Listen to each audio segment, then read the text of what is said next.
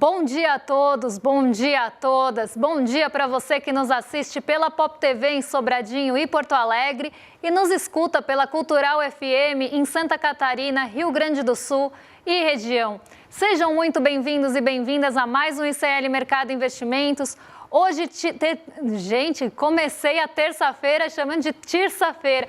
Hoje, terça-feira, dia de conhecer a pesquisa da Bloomberg e da Atlas Intel, que vai falar tudo pra gente de como está sendo vista essa questão do tarifaço. Então, a gente vai passar isso para vocês. Vamos trazer também alguns detalhes de cesta básica. Vamos ver o que está pesando no bolso do consumidor em relação a produtos de cesta básica, o que aliviou esse mês e como é que estão nas capitais esses preços. E a gente também vai passar por decreto, por IOF, tudo isso que está gerando maior burburinho no mercado.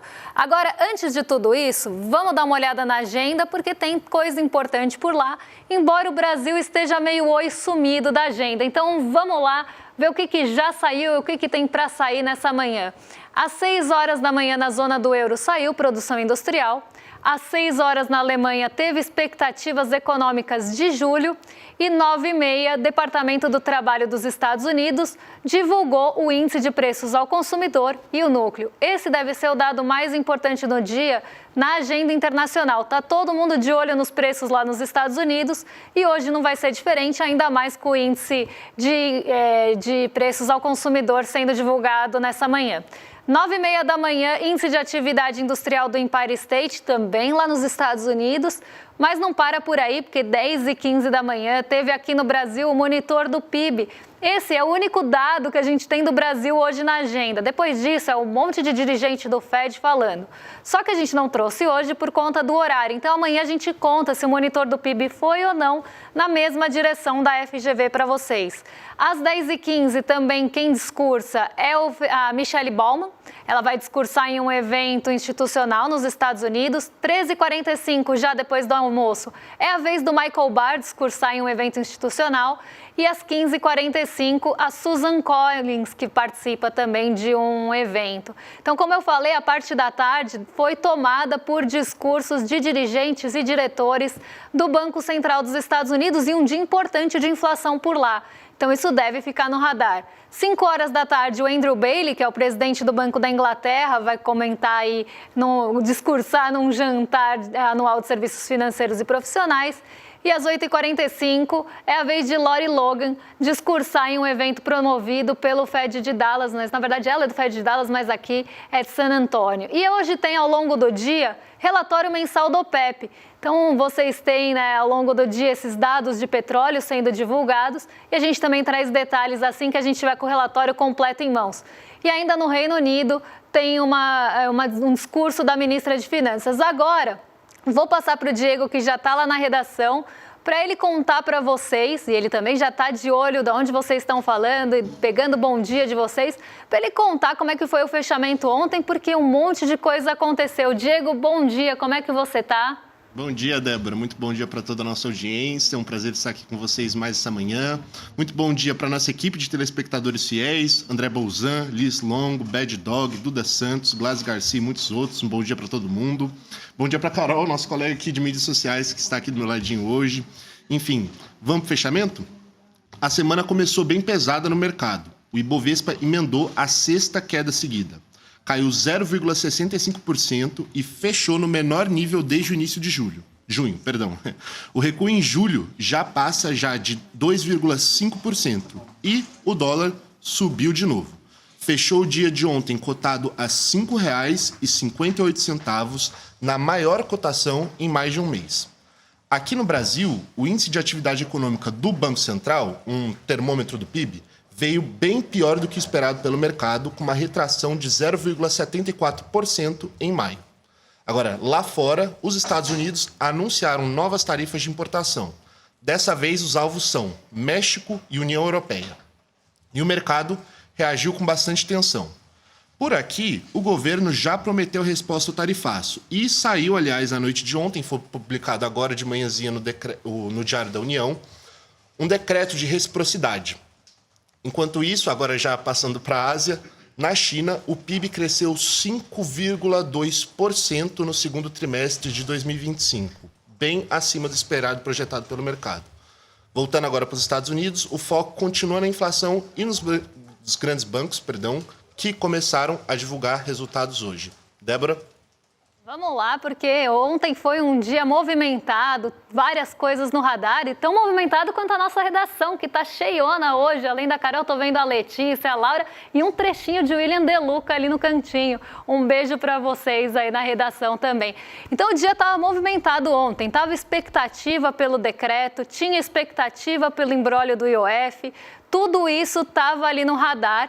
Então, o mercado aqui no Brasil, ele acabou operando no meio de um monte de cautela. Ninguém queria se posicionar porque tinha muita coisa a ser decidida, principalmente hoje. Então, o mercado ficou naquele compasso de espera, tentando ver o que vinha pela frente.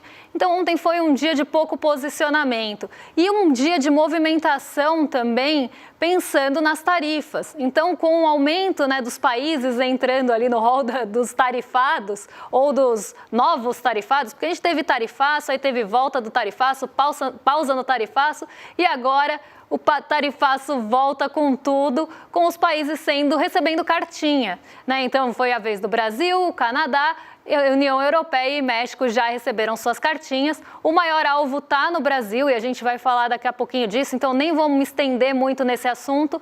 Mas a gente vê que os países estão recebendo essas cartas em relação às tarifas comerciais dos Estados Unidos. Isso também está aumentando esse sentimento de cautela. Isso também está aumentando a incerteza. Então, ontem foi mais um dia nessa toada.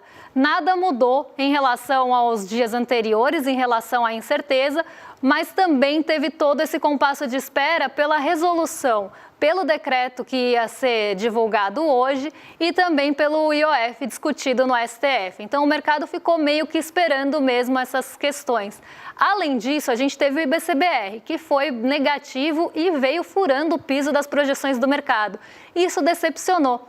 Então, foi um dia ruim para a nossa Bolsa, sexta queda seguida, ninguém querendo se posicionar muito. Os juros começaram o dia dando uma trégua, mas depois eles voltaram para o comportamento mais ali ligado à tensão dos mercados e ficaram, até os mercados mais ligados a juros, acabaram perdendo o fôlego que eles tiveram no começo do dia. O dólar, como o Diego falou, também foi para cima e subiu mais um dia aí, até aumentando as altas de julho e diminuindo aquela perda que a gente estava vendo do dólar em relação ao real. Então, o real se desvalorizou em um dia que as moedas até conseguiram se valorizar em relação ao dólar. E isso muito por conta das tarifas impostas aqui ao Brasil. Agora, já que a gente está falando de tarifa, já que a gente está falando de Trump, de IOF, de tudo isso, vamos passar primeiro pelo decreto, porque lá na redação a gente tem também novidade em relação a isso, né, Diego? Exatamente, Débora. Pois bem, o presidente Lula assinou nesta segunda-feira à noite o decreto que regulamenta a lei da reciprocidade. A nova regra permite que o Brasil reaja de forma rápida e proporcional a tarifas impostas por outros países. A decisão vem depois que os Estados Unidos anunciaram uma nova sobretaxa de até 50% sobre produtos brasileiros. A medida revelada pelo então presidente Donald Trump entra em vigor somente no dia 1º de agosto. Com o decreto, o governo brasileiro ganha ferramentas para aplicar contramedidas comerciais e diplomáticas sem muita demora. Tudo isso está sendo coordenado entre o Itamaraty e a Câmara do Comércio Exterior. Além disso, um comitê interministerial será criado para acompanhar todas essas decisões. Ele deve ser comandado pelo vice-presidente Geraldo Alckmin e contará com os ministros da Casa Civil, das Relações Exteriores e da Fazenda. Segundo a Casa Civil, o decreto será publicado nesta terça-feira no Diário Oficial da União, diga-se de passagem que já foi publicado, e, se eu não me engano, tem matéria no nosso portal dando mais detalhes sobre isso. Agora, eu queria aproveitar o tópico para apresentar uma dúvida que acabou de surgir aqui no chat, que eu particularmente achei espetacular, que é uma dúvida do Caian Figueiredo. Ele mandou a seguinte dúvida: Débora, você vê a possibilidade do Brasil absorver parte dos alimentos que seriam exportados para os Estados Unidos, gerando uma baixa no preço por aqui? Uma discussão que entrou em pauta até quando o primeiro tarifaço foi imposto, Se a gente teria, com isso, essa absorção dos alimentos aqui no mercado doméstico em vez de exportar, já que a nossa pauta exportadora, ela é muito grande. Então, os alimentos que a gente produz aqui, principalmente as commodities agrícolas, não dá nem para falar que todos são alimentos, porque muitas vezes a gente está falando de matéria-prima agrícola e não de alimentos que vão para o prato do brasileiro propriamente dito, Então, são coisas diferentes. A gente precisa entender que o mercado vê, e eu acho que esse é o ponto principal, o mercado, os produtores, todo mundo vê o alimento como commodity agrícola, como matéria-prima e não como alimentação. E isso faz a gente entender por que é que as coisas acontecem do jeito que elas acontecem. Então, por exemplo, um produtor de laranja. O produtor de laranja exporta a laranja para os Estados Unidos, já que suco de laranja é um item bem consumido por lá, e as pessoas compram essa laranja brasileira. A gente tem também o café sendo exportado para lá.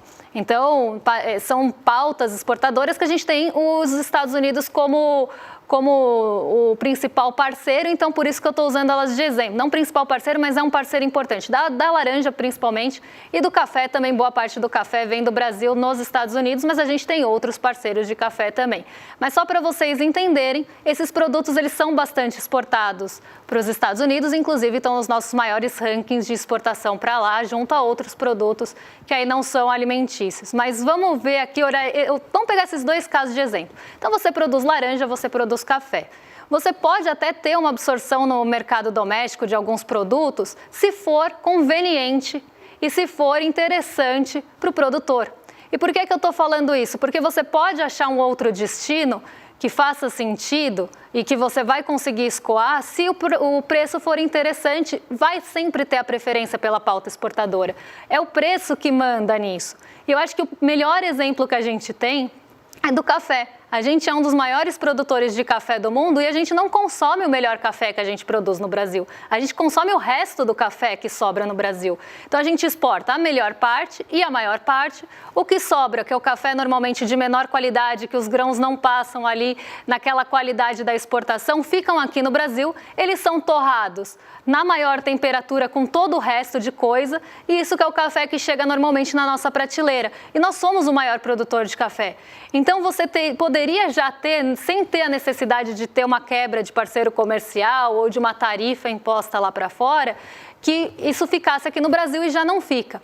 Porque tem sim essa vantagem de exportar para lá. Agora, a gente tem que ver se a gente vai ter mercado doméstico para absorver isso, esse é um ponto, e se você teria, né, além disso, outros países que poderiam receber esses produtos, porque se tiver, a exportação sempre vai ser prioridade se ela for vantajosa em preço, e normalmente ela é, principalmente em momentos de dólar mais alto. E a gente está com um dólar em um patamar mais elevado há bastante tempo. Então, por mais que isso seja uma discussão e até possa sobrar um pouco mais para o nosso mercado interno e diminuir o preço de alguns produtos, eu ainda sou um pouco cética em relação a isso, porque eu sempre vejo a pauta exportadora para os produtores como prioridade. E um exemplo que fica muito evidente disso, e aí nem pensando em Estados Unidos ou outros países, mas eu acho que o melhor exemplo que a gente tem disso é o etanol, que quando é vantajoso produzir o açúcar, você produz o açúcar e exporta.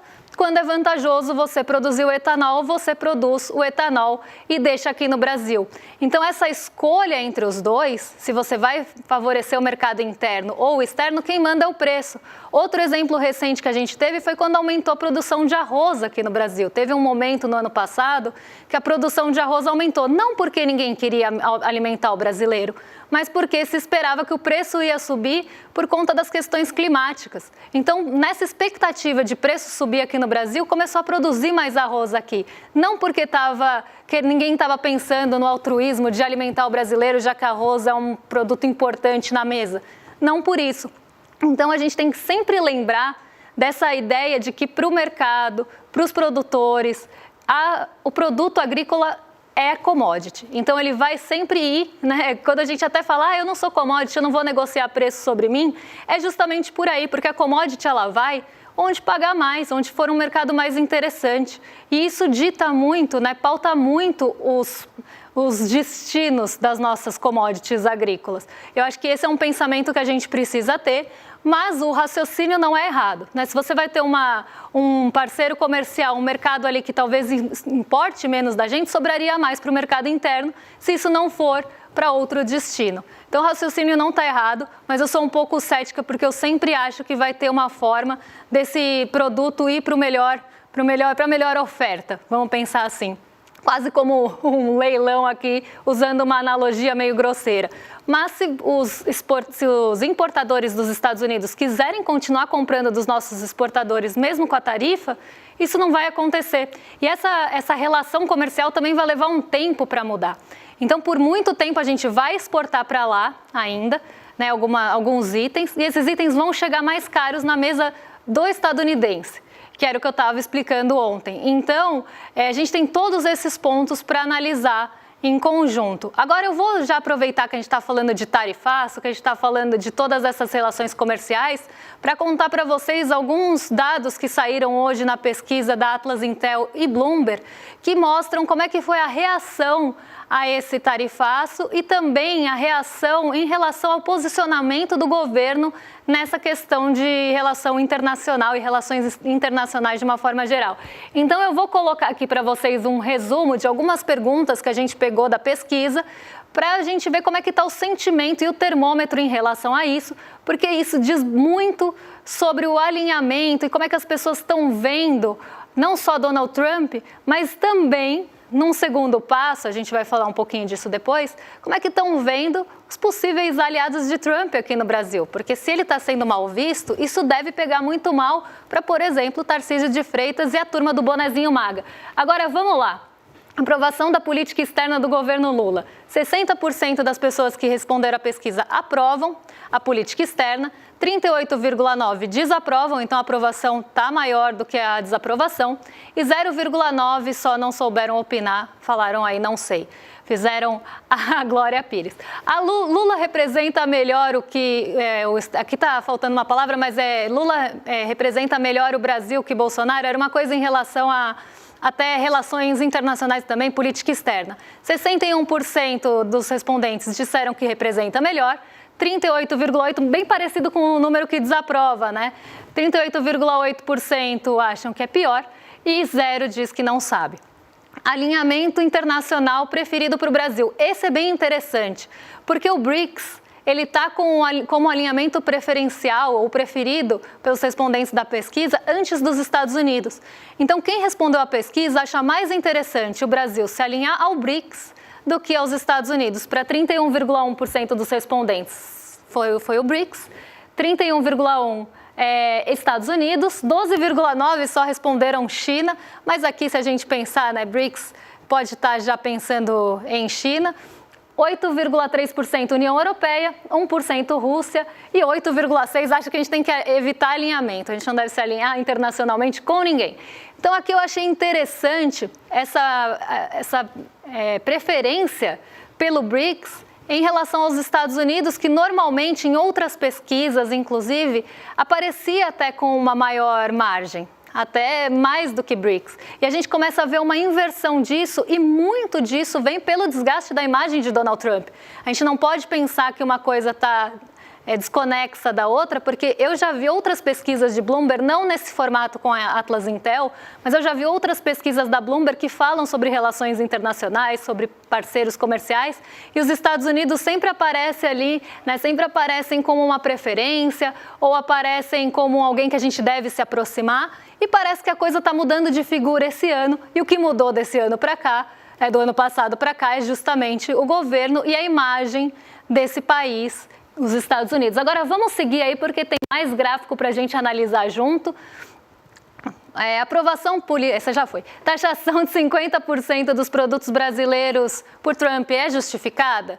62,2% disseram que é injustificada e 36,8% disse que é justificada. Então aqui a gente vê que é sempre uma parcela ali perto dos 30%, 40% que ficam do outro lado. Isso é bem interessante nessa pesquisa.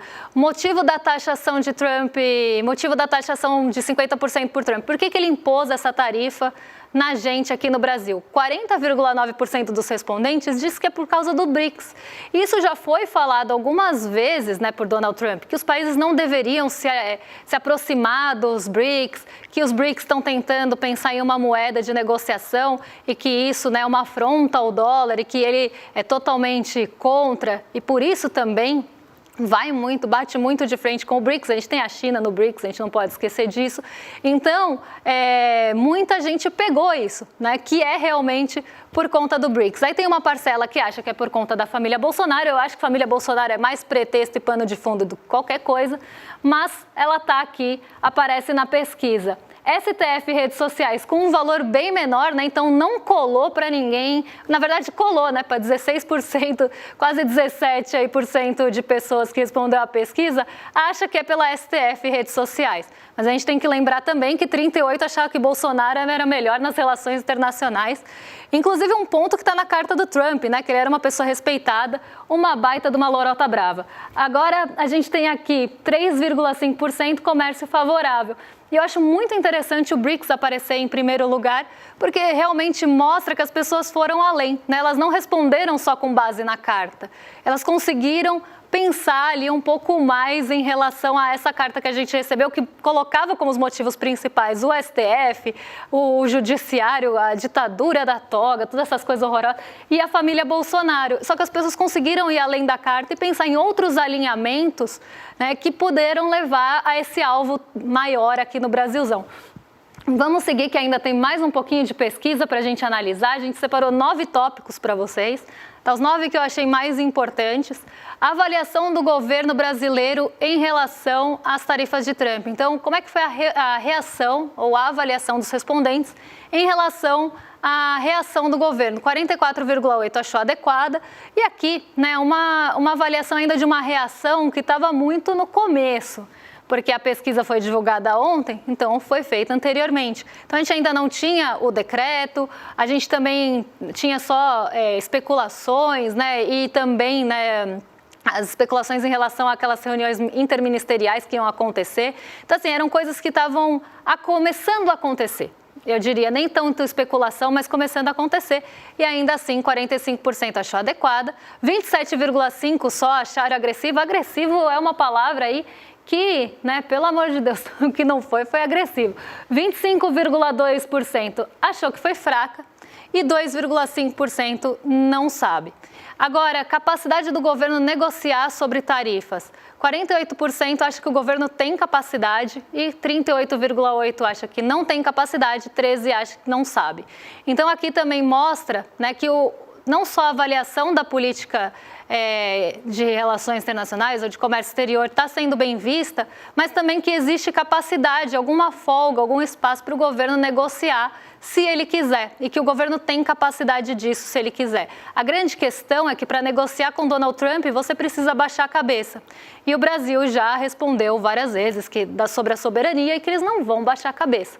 Então, né, existe a capacidade sim, mas aqui teria que ser de igual para igual e não abaixando a cabeça. Mas vamos lá, que isso já é inferência minha. Agora vamos seguir aí para o restante.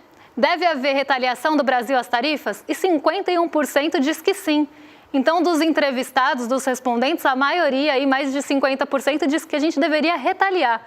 40% diz que não e 7,9% não sei. E aí, esse também me chamou a atenção, porque normalmente as pessoas elas são mais brandas quando elas respondem em relação a isso, mas aqui não. Mostrou que mais que a metade dos entrevistados, quase a metade, né, mas um pouquinho mais, 50 mais 1, já é maioria em alguns casos. Então aqui a maior parte ainda falou que deveria sim retaliar. E a forma de retaliação deveria ser também aumentando tarifas. 28,6% só respondem reforçar relações com a China, 14,5% reduzir dólar e 2,4% em suspender patentes. Então esses são os pontos que foram até aventados, né, durante essa semana. Vamos seguir, que eu acho que a gente tem mais um gráfico em relação ao Donald Trump. Isso aí, imagem do Donald Trump, 63,2% vê como uma imagem negativa do Trump e 31,9% positiva. Só ali perto de 5% que não sabe. Então, você vê, né, que tá até repetido aqui você tem uma imagem positiva ou negativa de Trump, o gráfico está repetido. Mas aqui a gente vê que as pessoas estão vendo Donald Trump com uma imagem negativa, a resposta do governo brasileiro como adequada e que poderia, inclusive, retaliar, na maioria das vezes aqui, ou na maioria dos respondentes, e que até teve gente que achou fraca a nossa resposta. Então a gente vê um desgaste da imagem de Donald Trump, e aí retomo o que eu estava falando lá no começo. A gente viu esse desgaste acontecer, e aqui em São Paulo, principalmente, a gente falou isso no finzinho da semana passada, a gente tem o estado mais afetado. A gente não pode esquecer que o governador de São Paulo usou o bonezinho do MAGA e sempre mostrou alinhamento com o pensamento de Trump.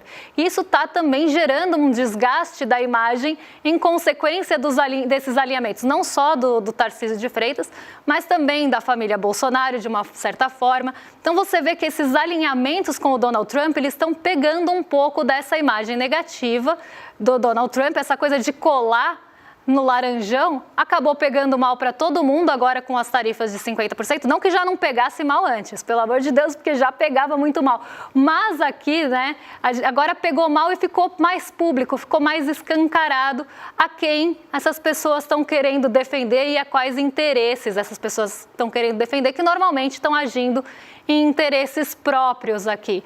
E também mostram uma melhor avaliação do governo Lula, por outro lado, que vinha enfraquecendo em algumas pesquisas. Então, essa tarifa parece que deu uma mudança ou um começo de mudança de chave.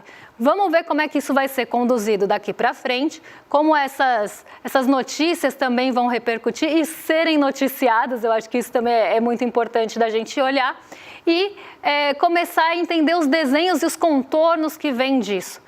Mas, por enquanto, nesse início, eu começo já a traçar esses pontos e vai, como falei, afetar, sim, nosso PIB. Até tinha uma pergunta, né, o que deve afetar mais? Inflação aparecia, crescimento aparecia com piora e inflação com aumento, mas isso deve pegar muito também, até tem a métrica, né, que foi colocada ali do impacto de 0,3% a 0,5% do PIB brasileiro, mas para os Estados Unidos isso deve pegar em inflação, que é um dado que está no radar, não à toa é o dado mais importante hoje.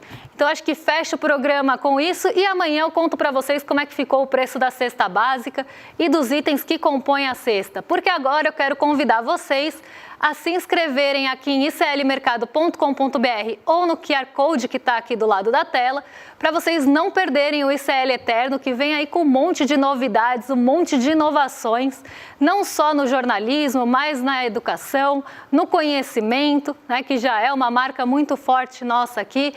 Mas na parte de entretenimento, de streaming, a gente vem com um monte de novidade para vocês e eu tenho certeza que vocês não vão querer ficar fora dessa. Eu não quero ficar fora dessa, eu estou curiosíssima para saber o que vem por aí, porque tem novidade que a gente nem sabe que está no radar, então eu estou muito curiosa também. E para se juntar a gente no dia 27 às 8 horas, é só se inscrever aqui no link do mercado, dá uma força para a gente, quem sabe a gente não sorteia uma outra caneca. Fica aí no ar, hein?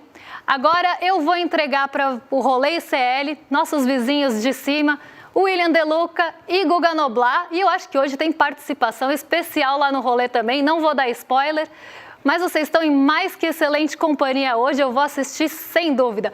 Um beijão e até lá, pessoal! Dia 27 de julho, eu vou anunciar para vocês o novo e revolucionário capítulo do ICL. As universidades vão entrar em pânico. As empresas de streaming vão perder o sono. As empresas de educação não vão saber o que fazer. E o povo brasileiro vai celebrar de alegria, porque vem aí o projeto mais revolucionário que já foi apresentado até hoje no campo da educação, jornalismo e entretenimento. Vocês não podem perder esse anúncio. Você e sua família vão poder eternamente fazer parte desse novo ICL. Olá, eu sou a Juliana Baroni e tô aqui para te fazer um convite. Toda terça-feira às 19 horas tem o Precisamos Conversar, um programa de debates feminino. A gente tem que ver, tem que analisar, vale tudo por qual dinheiro, quem tem dinheiro e o que é dinheiro no país. Já foi mais ou menos uma cama. Aqui no Instituto Conhecimento Liberta e também nos canais do Eduardo Moreira. Então, você não pode perder. Um beijo, até lá!